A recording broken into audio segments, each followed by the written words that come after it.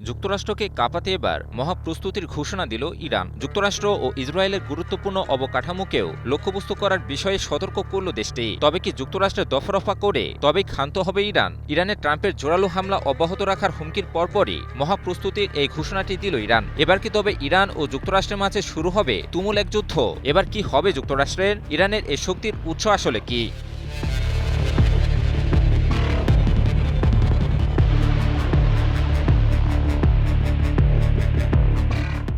সম্প্রতি ইরানের একজন ঊর্ধ্বতন কর্মকর্তা শত্রুর বুকে কাঁপন ধরানোর মতো ওই মহাপ্রস্তুতিটির ঘোষণা দেন। ইরানের ওই ঊর্ধ্বতন কর্মকর্তা বলেছেন, দেশটির অবকাঠামোর উপর সম্ভাব্য মার্কিন ও ইসরায়েলি হামলার জবাব দেওয়ার জন্য ইরানের একটি বিস্তারিত পরিকল্পনা রয়েছে। ইরানের সংবাদ সংস্থা তাসনিমের বরাত দিয়ে এই খবরটি প্রকাশ করেছে কাতার ভিত্তিক সংবাদ মাধ্যম আল জাজিরা।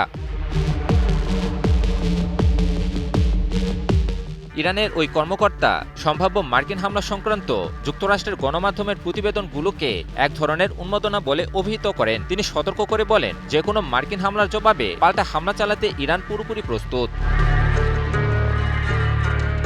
এ সময় ওই কর্মকর্তা যুক্তরাষ্ট্র ও ইসরায়েলের গুরুত্বপূর্ণ অবকাঠামোকেও লক্ষ্যবস্তু করার কথা জানান। ওই কর্মকর্তা বলেন, ইরানে হামলা হলে জায়নবাদী রাষ্ট্র ইসরায়েলের গুরুত্বপূর্ণ অবকাঠামো এবং এই অঞ্চলে অবস্থিত যুক্তরাষ্ট্রের সামরিক অবকাঠামোকে লক্ষ্যবস্তু করা হবে। অর্থাৎ হামলা হলে মধ্যপ্রাচ্যে যুক্তরাষ্ট্রের সামরিক উপস্থিতিও যে ইরানের ব্যাপক ধ্বংসযজ্ঞের হাত থেকে রক্ষা পাবে না, সে বিষয়টি আগেভাগে জানিয়ে দিল ইরান। মূলত ইরানকে নিয়ে ট্রাম্পের করা হুঁশিয়ারি বার্তার পরপরই এই ঘোষণাটি দিলেন ইরানের ওই কর্মকর্তা। এর আগে ট্রাম্প বলেছিলেন, তিনি ইরানে কঠোর আঘাত হানবেন এবং জোরালো হামলা অব্যাহত রাখবেন। একসময় ইরানি নাকি মার্কিন হামলা সহ্য করতে না পেরে যুদ্ধবন্ধের অনুরোধ জানাবে। ট্রাম্প আরও বলেন, ইরান যুদ্ধে যুক্তরাষ্ট্রই শক্তিশালী অবস্থানে রয়েছে এবং যুদ্ধে যুক্তরাষ্ট্রই জয়ী হবে। কাতার ভিত্তিক সংবাদ মাধ্যম আল জাজিরা এক প্রতিবেদনে তুলে ধরে এসব তথ্য। তবে ট্রাম্পের হুঁশিয়ারিকে থোড়াই কেয়ার করেছে ইরান। দীর্ঘ 5 মাস যুদ্ধের পরও যে দেশটিকে বাগে আনতে পারেনি যুক্তরাষ্ট্র, সে দেশটিকে নিয়েই দমভক্তি বাক্য ছুটছেন ট্রাম্প। বিশ্লেষকরা এটিকে স্রেফ পাগলের প্রলাপ বলে আখ্যা দিয়েছেন, কারণ যুদ্ধের ময়দানের বাস্তব চিত্র তুলে ধরছে ভিন্ন এক পরিস্থিতি বলছে, যুদ্ধে যুক্তরাষ্ট্র নয় বরং ইরানই এগিয়ে।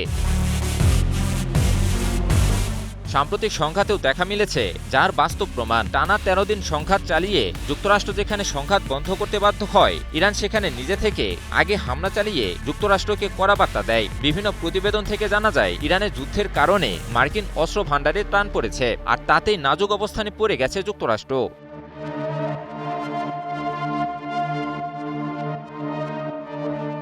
আর এই সুযোগটাকেই কাজে লাগাচ্ছে ইরান। বছরের পর বছর ধরে প্রস্তুতি নিয়ে রাখা ইরান যুক্তরাষ্ট্রের বিরুদ্ধে মোক্ষম হামলা চালাচ্ছে। শক্তিশালী হামলা চালিয়ে মধ্যপ্রাচ্যে যুক্তরাষ্ট্রের একের পর এক সামরিক ঘাঁটি, গুরুত্বপূর্ণ অবকাঠামো, এমনকি অত্যাধুনিক অস্ত্রশস্ত্রকেও ধ্বংস করে দিচ্ছে ইরান।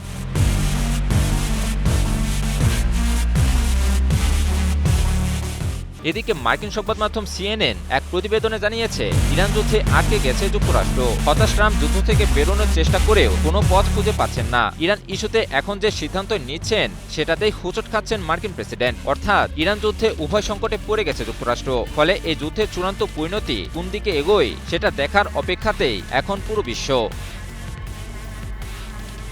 ইমন আলী, নিউজ 24।